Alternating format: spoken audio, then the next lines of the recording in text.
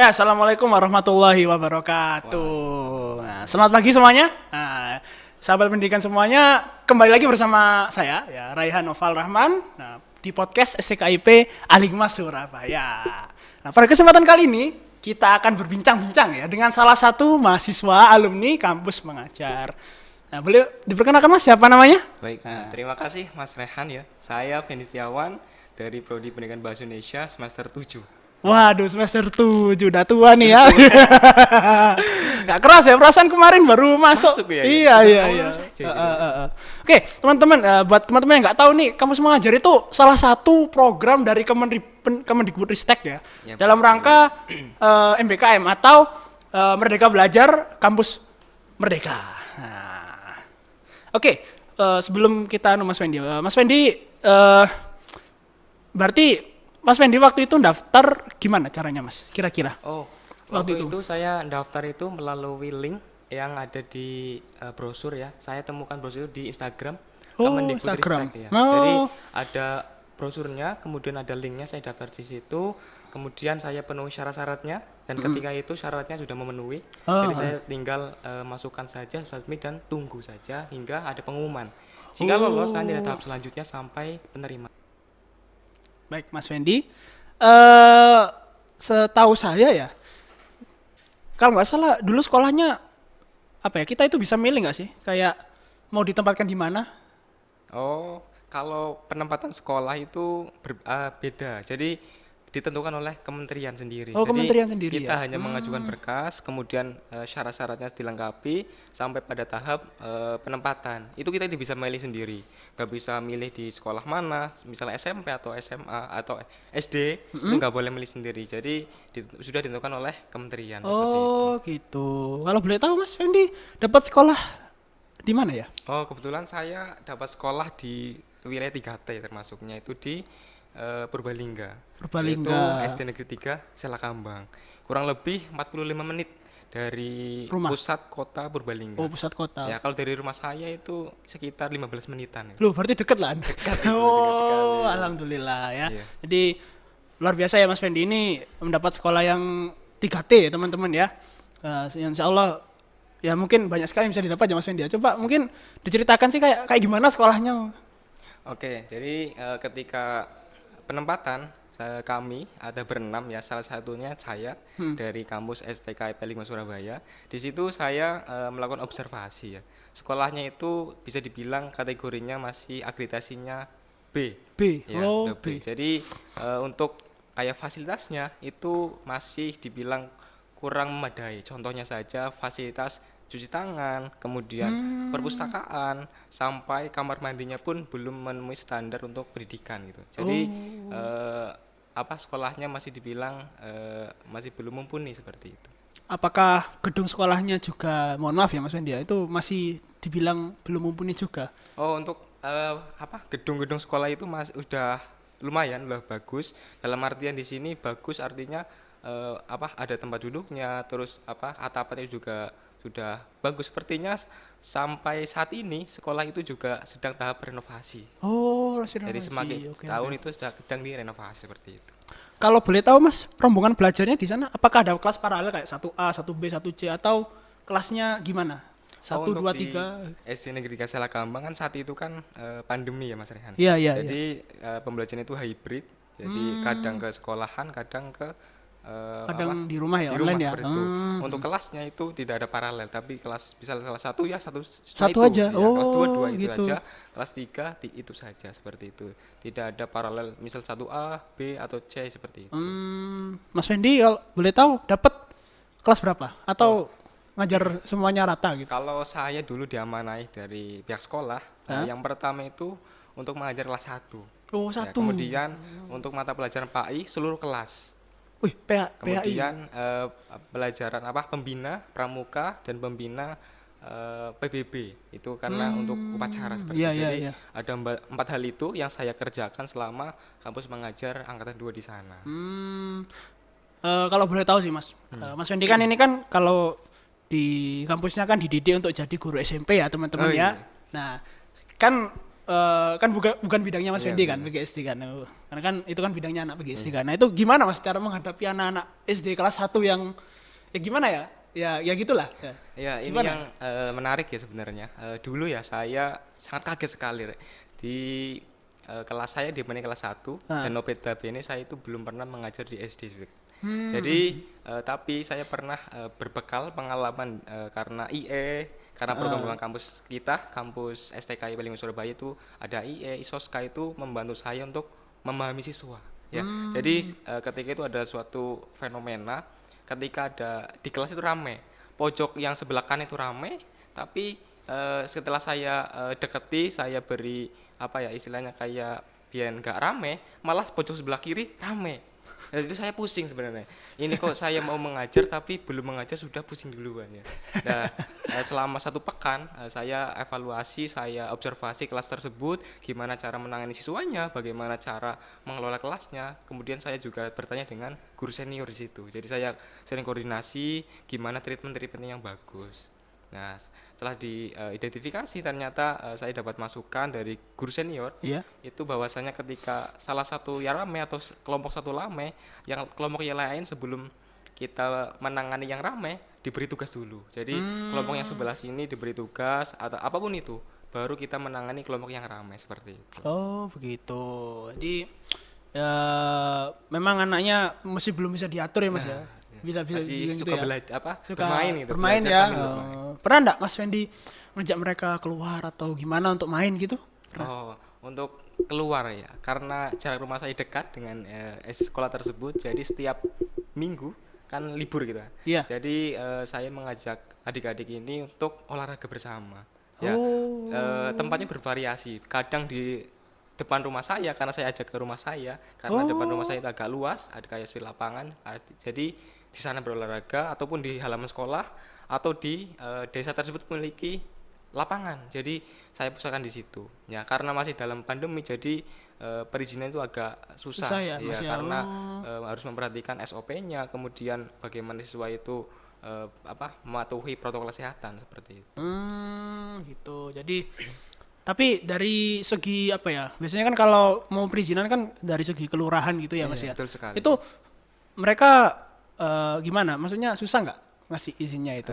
Untuk perizinan ya, untuk masalah pendidikan dikategorikan masih sedang saja. Karena apa ya? Mereka menganggap pendidikan itu penting sebenarnya. Kemudian desa, alhamdulillah pendidikan ya. itu penting, kemudian pihak pemerintah juga masih, oh ini perlu, ini penting, jadi boleh. Adapun yang tidak boleh adalah setara berapa ya istilahnya kayak continue dari setiap hari Oh, setiap berkumpul, hari nggak kumpul itu nggak boleh harus ya. di shift misalkan Iya. 1 hari boleh kumpul untuk di sekolahan, 1 hari libur. Oh, Jadi ada gitu. jangka waktu tertentu untuk siswa di rumah seperti itu. Adapun ada kabar sekolah sebelah, sekolah SD sebelah itu sudah bagus akreditasinya, tapi menerapkan pembelajaran full di sekolahan. Akhirnya ada salah satu kepala sekolah atau gurunya itu dinonaktifkan oleh pemerintah karena dianggap tidak mematuhi Aturan. protokol kesehatan seperti itu. Dinonaktifkan itu berarti dia nggak boleh ngajar lagi atau Nah, gimana Mas? dalam lingkup itu saya belum mengetahui secara pasti, namun secara informasi seperti itu dinonaktifkan sementara gurunya. Mungkin dimutasi ke SD lain atau seperti apa ya, aku belum tahu pastinya seperti itu. Oke, kalau dari Mas Fendi sendiri ya, pernah nggak ngajar kelas lain, satu kelas selain kelas 1? Pernah Iya. nggak? Kalau ngajar pernah karena saya diamani mata pelajaran PAI. Oh iya Pak, PAI itu PAI ya. itu. Oh. Jadi seluruh PAI kelas 1 sampai kelas 5 itu apa namanya? Mengajar. Adapun ketika mengajar di luar kelas 1 itu sedikit lebih apa ya istilahnya mereka sudah mau diajak kerjasama seperti itu. Jadi tidak perlu lagi harus penekanan atau treatment-treatmentnya seperti di kelas 1 seperti itu. Oke, kalau boleh saya tanya ya Mas gini. Iya. Ada alasan khusus nggak kenapa Mas Fendi yang diamanai ngajar PAI? Di antara temennya Mas Fendi yang 6 itu? Yang pertama mungkin dilihat dari latar belakang saya dari kampus STK Al-Hikmah Surabaya. Jadi mungkin di pihak sekolah melihat background kampus atau potensi-potensi kampus atau tujuan visi dan misi kampus, sehingga saya salah satu mahasiswanya. Akhirnya saya ditunjuk untuk bertanggung jawab untuk mata pelajaran PAI. Kenapa PAI? Karena waktu itu gurunya itu sedang PPG. Ternyata gurunya PPG, akhirnya ada kekosongan untuk mata pelajaran PAI, dan akhirnya saya yang diamanai seperti itu. Oh gitu. Kalau boleh tahu Mas, di antara kelas 1 sama kelas 5 ya, Iya. yang paling gampang, maksudnya yang paling mudah diajari, nah itu kelas berapa kira-kira? Untuk yang paling mudah menurut saya kelas 5, karena saya meskipun saya fokus di kelas 1, tapi saya berbaur di luar lingkungan kelas itu kelas 5. Mulai dari kegiatan Pramuka ya? AKM, Oh, AKM. kemudian pramuka, latihan PBB, kan difokus untuk kelas 5. Oh. Ya, jadi untuk petugas-petugas upacara kelas 5. Kelas 5 untuk semua ya, petugas Mas ya? pramuka juga Kelas 5. Akhirnya saya lebih terlibat aktif dengan kelas 5 itu. Ya, sampai saat ini ada grup WhatsApp kelas 5, kemudian ada grup sepeda Al-Fatih untuk kelas 5. Jadi dulu setiap pekan itu bersepeda dengan kelas 5, kemudian ke lapangan dengan kelas 5 sering ya. Loh ini Mas, gini, ini sekolahnya masih satu kampung berarti? Atau gimana sama rumahnya Mas Wendy? Dibilang satu kampung ya tidak ya, tapi dekat gitu. Jadi dekat dengan saya 15 menit itu desa tetangga seperti ibaratnya. Oh, seperti desa itu. tetangga. Iya. Oh, makanya kok bisa ngajak temennya ke rumah, Mas. Itu bingung loh, kok bisa ngajak temennya ke rumah gitu. Iya. Oh. Dekat soalnya, 15 menit kan. Gitu. Oke, kalau yang paling susah Mas? Yang paling susah diajar.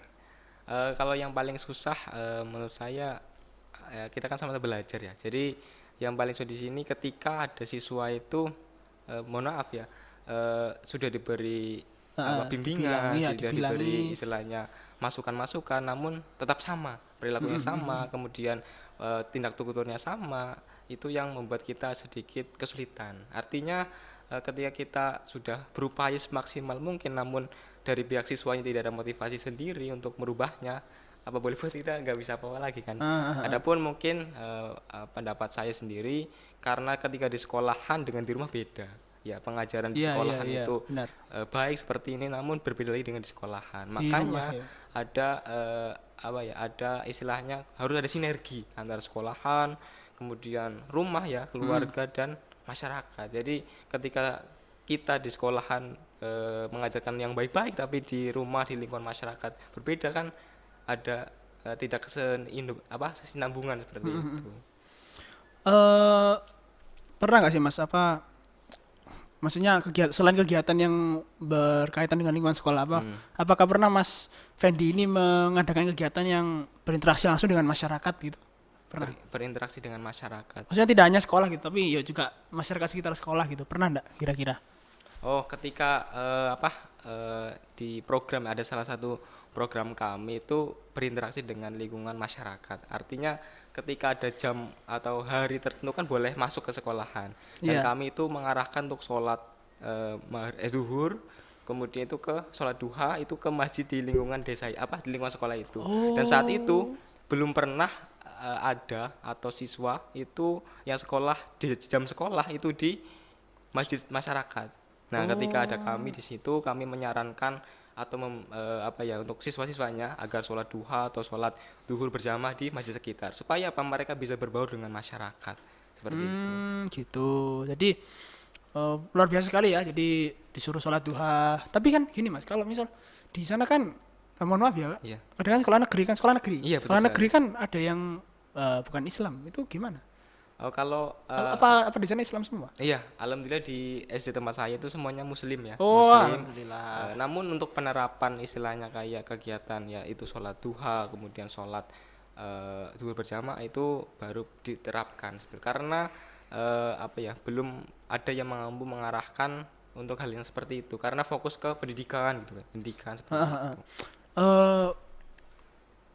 Kalau pas kan ngarahin ya, berarti kan dari sekolah jalan kan. Nah itu gimana pas waktu ngarahinnya Mas? Apakah ada yang nakal menjauhil temennya atau gimana bikin onar? Kalau untuk kegiatan di sekolah ya bervariasi ya. Untuk masalah itu mesti tiap hari ada.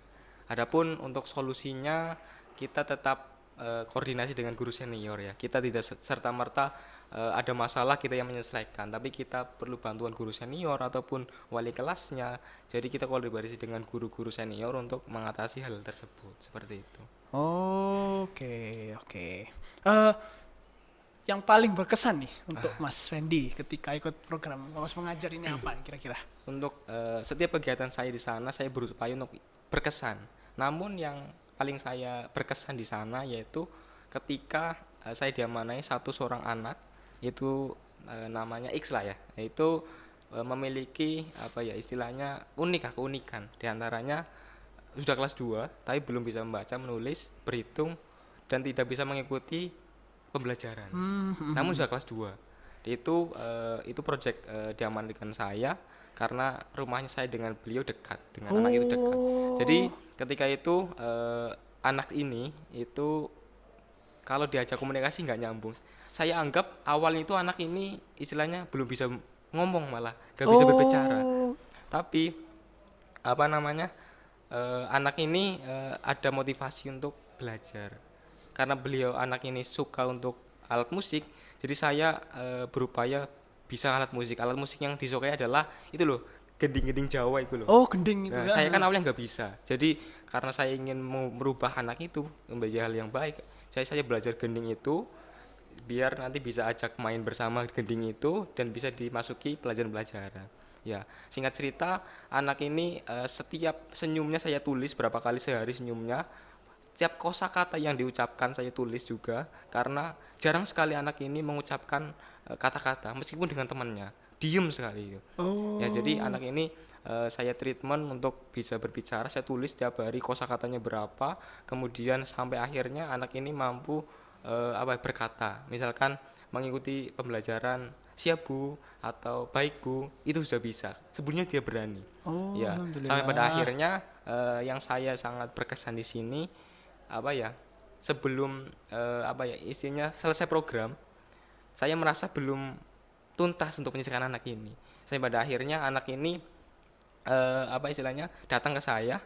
Ketika itu saya itu di perpustakaan ya. Anak ini datang ke saya, memeluk saya. Itu kaki saya dipeluk dan ucapkan terima kasih Pak Fendi gitu. Saya itu sangat senang gitu ya, karena dari sebelumnya nggak bisa bisa percaya, mohon maaf. Terus motivasinya belajar tuh sedikit sekali, tapi dengan treatment dengan saya mengikuti dunianya beliau yang suka alat musik dan sebagainya, jadi ada perkembangan meskipun sedikit tapi sangat bermakna untuk saya. Dan pada akhirnya ketika di depan perpustakaan itu saya dipeluk kakinya dan mengucapkan terima kasih Pak Fendi gitu, bilangnya gitu. Mungkin itu yang menarik yang sampai sekarang saya istilahnya mengingat hal itu. Oke, terakhir nih Pak Fendi. Terakhir nih Mas Fendi ya. Satu sepatah kata buat penonton nih biar mereka semangat mengikuti program Fokus Mengajar. Ya, gimana? Sepatah kata mungkin buat mereka. Untuk rekan-rekan pendidikan semua, jangan jadikan kepala kita hanya perpustakaan.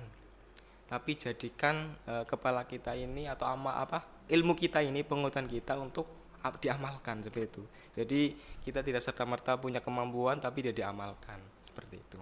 Masya Allah, luar biasa ya. Terima kasih ya Mas Fendi, sahabat pendidikan semuanya sudah menonton podcast ini ya. Jangan lupa like, share, dan subscribe channel ini. Sampai jumpa di podcast selanjutnya. Wassalamualaikum warahmatullahi wabarakatuh. Waalaikumsalam warahmatullahi wabarakatuh.